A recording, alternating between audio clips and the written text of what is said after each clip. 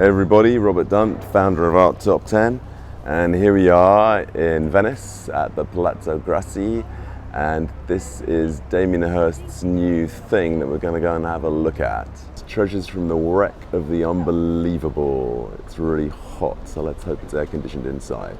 Okay, so we're just wandering in, and it is kind of awe-inspiring to start with. Look at the absolutely massive statue.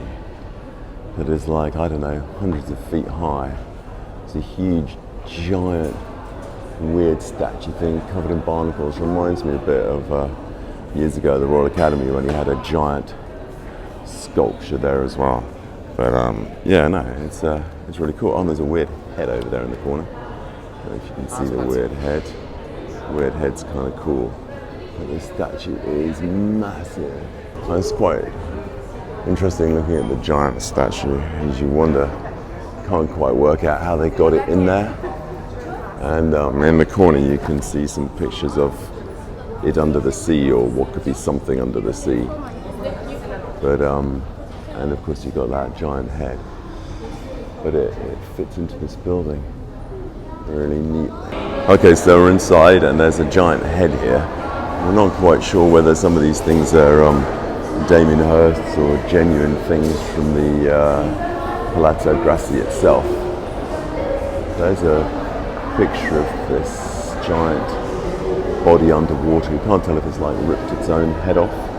And then of course there's the giant body itself here spread up through the center of the gallery. We're just trying to get a grip on what is actually happening. There's a massive booklet.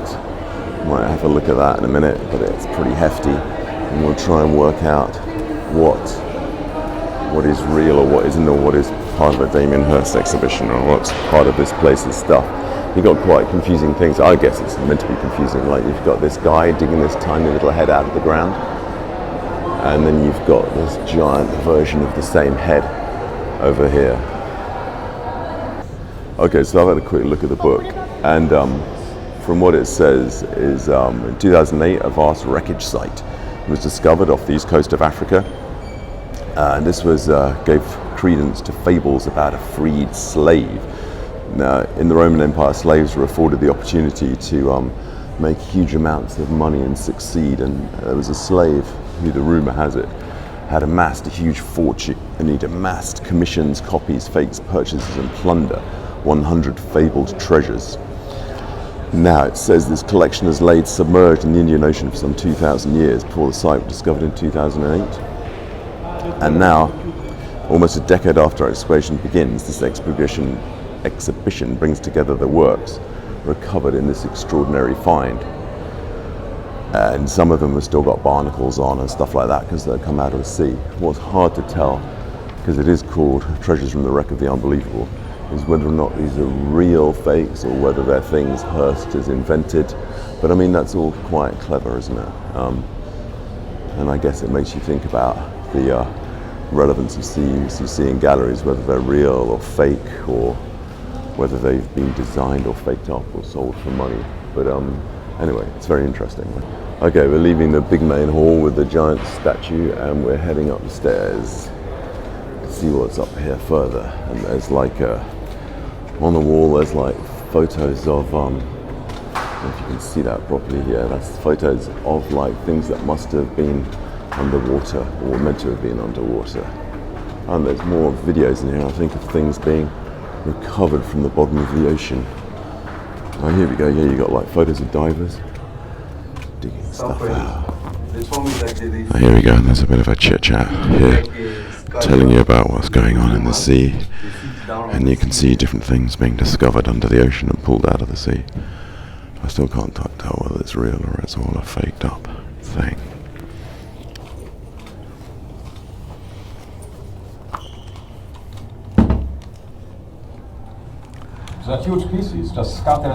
Just whispering a bit in here because there's loads of people watching a film, obviously. So this gives you a pretty good idea of what's going on. Is it a shipwreck? Is it several shipwrecks? It's a mystery. At this stage, it's a mystery. Scientists have been used by many civilizations. You got quite a lot of venerate showing the golden things they found under the sea, with Damien Hirst giving a little chit chat about it every so often, like this giant head. to take away. I still can't help believing that Damien Hirst probably just put these under the sea, which I think is actually probably more interesting than if you found them, because they all look like things you might have made. Anyway, it is really intriguing. Probably the first art video thing I've ever sat and watched.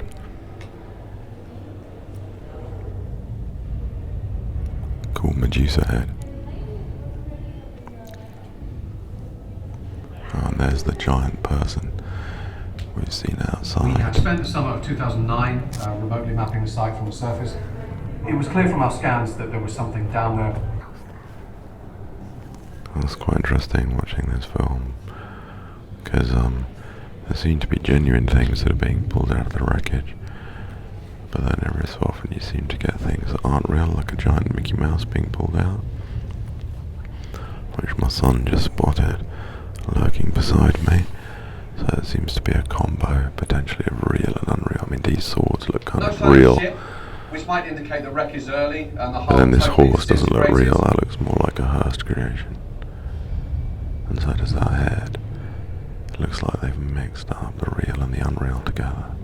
Okay, so here we are. We're on the first floor. We've just finished watching the film, and I keep saying we because I'm here with my wife and my son, and we reckon that some of it's sort of real, the stuff in the bottom of the sea, and some of it's fake. There was a little giveaways in the film, like Hirst saying history, what you think of as solid history is just little fragments of information. And then you've also got, there was a woman saying, even though there's a kernel of truth in it, it's interesting, but you get the feeling some of this is real and some of it isn't real, and some of it's maybe things Hirst buried at the sea and waited till they got covered in stuff. Maybe none of it's real. Either way, you've got to have an incredible amount of money to either dig up a shipwreck or fake a shipwreck and place all these things in a boat so that somebody can find them. So I mean, it's quite an extraordinary feat, but it is really, really clever, and it is actually really interesting. The whole point about whether or not these things are real is clever, and I suppose the whole point about the history you think of is definite. Whether or not that's real is quite clever as well. Yeah, so look, this is a good one here. So you've got like this giant head being discovered under the sea, the photo of the diver, and then you've got the giant head itself, which it claims here, skull of a Cyclops. The Greeks believed that Cyclops had rode the land in the distant history and responsible for monumental works of masonry, such as the Lion Gate of Mycenae. Fossils interpreted as the bones of mythical beings recorded totemic significance, and this convincing replica skull would have likely been displayed as a reliquary. But anyway, you don't know whether Hirst made this. You can't even tell whether that is real sort of barnacle things on top of it, or whether it's actually been fully sort of not carved but sort of moulded and created. Either way, you have got to have an incredible amount of money to pull off this kind of a stunt, even though stunt's probably a bad term for something that's actually pretty cool. So here we are in this room where you've got like a picture of a skull of a unicorn, and then this sort of a glass, I guess, skull of a unicorn. So Hirst obviously made these things. It's quite cool because it all exists rather brilliantly with Venice outside, because Venice is also full of all sorts of fantastical things designed to keep people in awe of people, and this is another thing where it's sort of designed to keep people in awe. I mean, look at this weird sort of Cerberus dog thing with brilliant Egyptian carving on the side. I mean, it's just it's actually quite cool, the dog thing, but it's yet another thing that's sort of unreal. The weird thing is it actually makes Hirst's work more effective set in this fictional world. Maybe you'd always imagined them in this kind of fictional world. Gives them sort of legitimizes them, this fictional story around them. And this is cool. Here's like a giant, well, this is meant to be like under the sea with giant mollusk things and a giant crab crawling up the side, a snow crab, and then around the centre you've got a massive shark leaping out, attacking a woman. So I mean, this is just total fantasy, this bit. But so this drifts completely the other way, and she's screaming as the shark attacks her. So one minute it all seems like it could be real, the next minute it seems completely unreal. So it's fiddling with your head the whole time. Cool thing to walk around there. Look at that woman screaming, she looks really unhappy. Check it out. And as my son spotted in the mirror, they were pulling out of the sea cartoon figures, contemporary ones. Here's a Goofy that's potentially been pulled out of the sea, which of course he couldn't have been pulled out of the sea, because when that slave boat crashed, he hadn't been invented on the cartoons. And then you've got Mowgli and Babu sitting here, so they couldn't have been created either.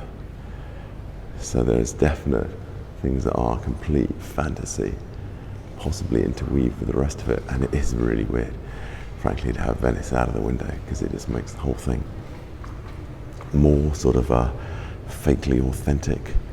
To have all these things drifting by, it does make you think about Venice, and obviously like the Doge's palace and the unbelievable, extraordinary things they built in there to awe people who were going around. And then you've got the same sort of thing being pulled apart maybe, or questioned in here.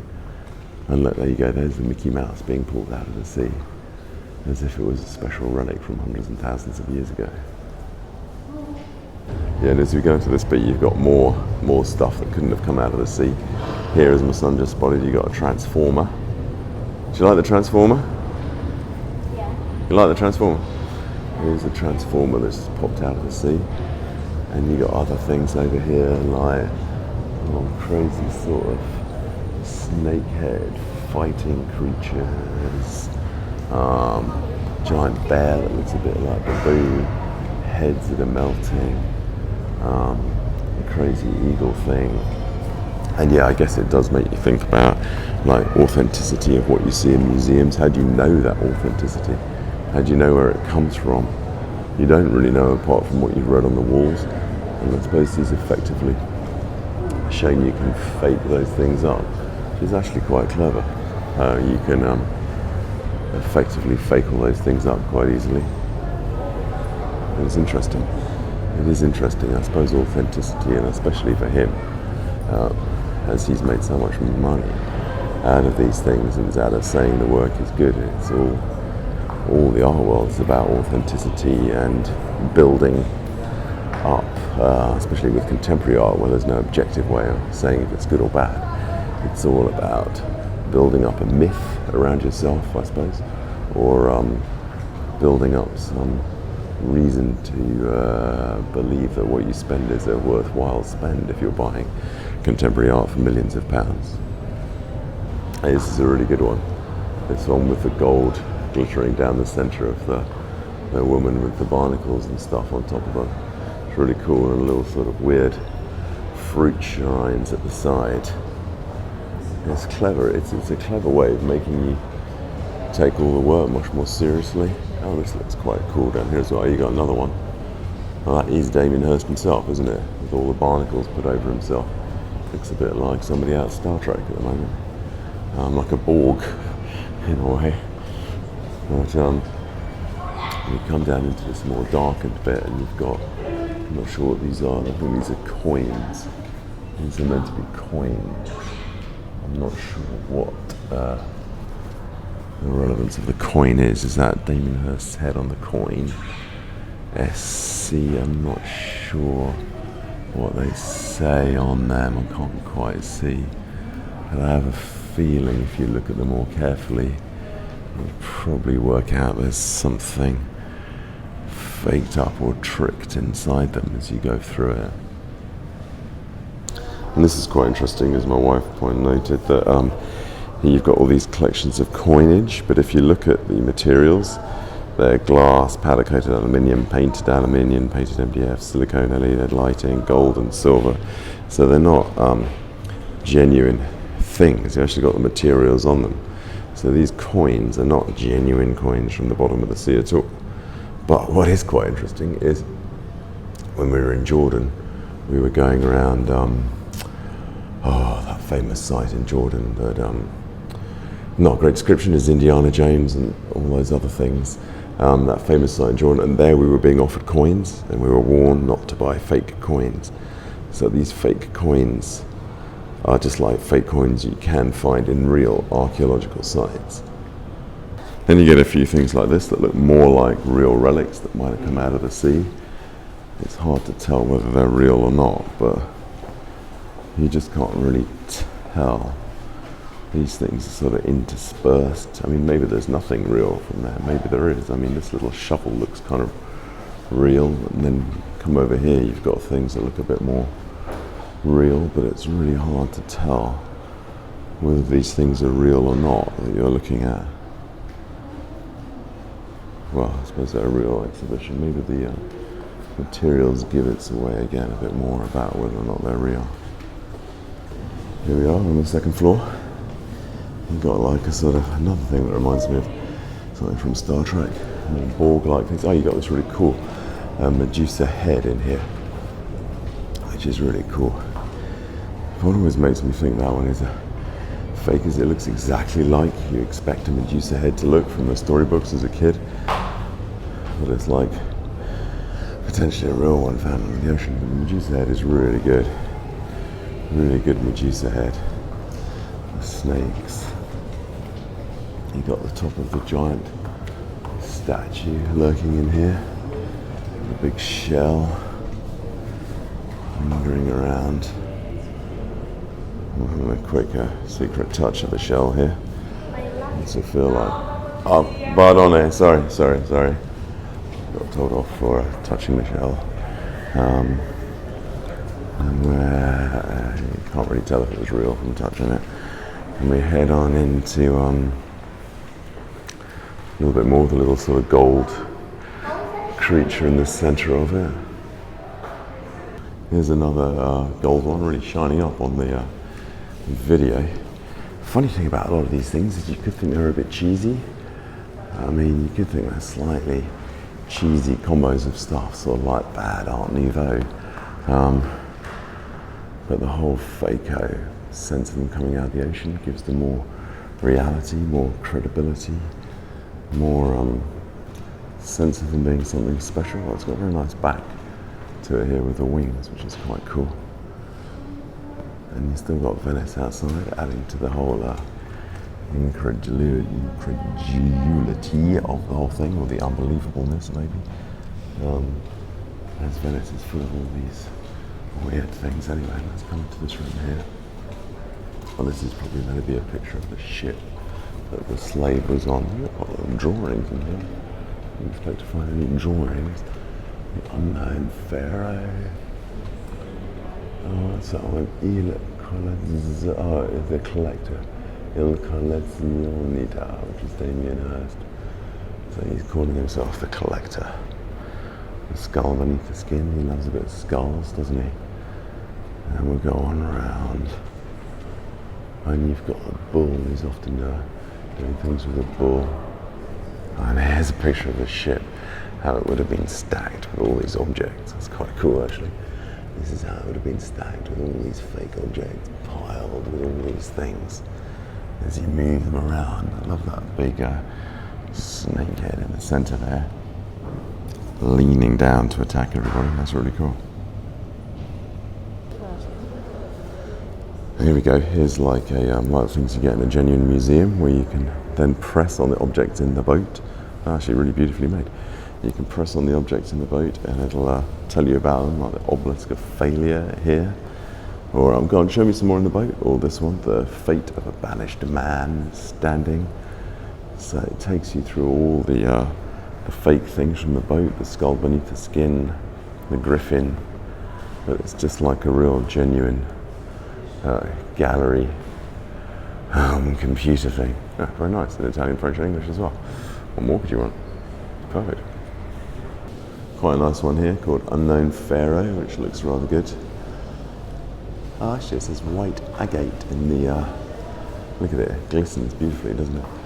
white agate, it says over here. Is that blue granite, gold and white agate? So does that mean that the what looks like the seashells are actually white agate? Is that what they are made out of, as opposed to seashells, which they can't be? Absolutely extraordinary thing to have. And Damien Hirst is going on about objects and sort of how objects can come to own you. So you must be thinking about that as well. And you've got a little teeny tiny gold figure on the top of this one. It's quite cool, the little teeny tiny gold figure. It's nice. How is it balancing on that It's one difficult to thing? see how it's balancing on one thing. It's been stuck there quite carefully. Come down here, we've got a blue man covered in things. What's this one made out of? Let's see what they're made out of. Lapis lazuli. Ah, interesting. Lapis lazuli and white algae. I wonder how expensive that is to make out of lapis lazuli. It's got that extraordinary blue colour that you hear about. Once again, the white agate must be the fake white ocean barnacles. And this is two hands holding together. I wonder what they're made out of. They are made out of malachite. Quite interesting, all the different materials have been used to do these things, actually. Kind of things you never really think about normally. But intriguing. And here we are, we're back at the top of this giant creature. Just trying to look down without having a mental breakdown. Oh man, it's really far down there. Might have a bit of a moment of freaking out if we get too close to the edge. But it's really cool. A little look over the edge via the iPhone. Very nice. And back. So on the way out now, it's quite nice how you've got the photos of the things that are potentially found under the ocean, and then above you've got the actual Palazzo Grassi sort of wall paintings, which add to the whole reality of the whole thing. And it's really, really clever. It's a very clever place to do it here in Venice as you come down these ornate stairs back to the ground. Okay, so we finished going around. It was an absolutely stunning exhibition, actually, really, really interesting. Not always necessarily a fan of Damien Hirst, but this was really, really clever, really awe-inspiring. Obviously, an incredible amount of money to pull this thing off, but basically what seems to be bits and bobs from a fake exhibition, or a fake, well, he obviously, bizarre enough, did actually go to the ocean and pull the things out of the ground, but maybe placed his things in the ground before he pulled them out, or maybe there were some real things he pulled out, but whatever. It's absolutely stunning idea, and really clever about authenticity, what you see in museums, what you believe, how it all pulled together, and just really good fun. And my son actually really enjoyed it, because he normally can't bear these things. So it was really, really good. Absolutely worth going to if you're in Venice. Anyway, it was really, really good. And here's one other massive sculpture outside that you'd see as you're going past on the boats. This giant sort of sea monster attacking somebody and a horse. That's really cool, actually. Here's that monumental sculpture again that you can only really see once you're out here outside, and you'd see it perfectly from a boat. But it's really cool. It is quite fun. A horse, a man, and a giant sea monster fighting each other. What more do you want? Apparently found under the ocean within the Palazzo Grassi. And in Italy, people are swarming in that thing, 18 euros a time. Check it out. So there you go.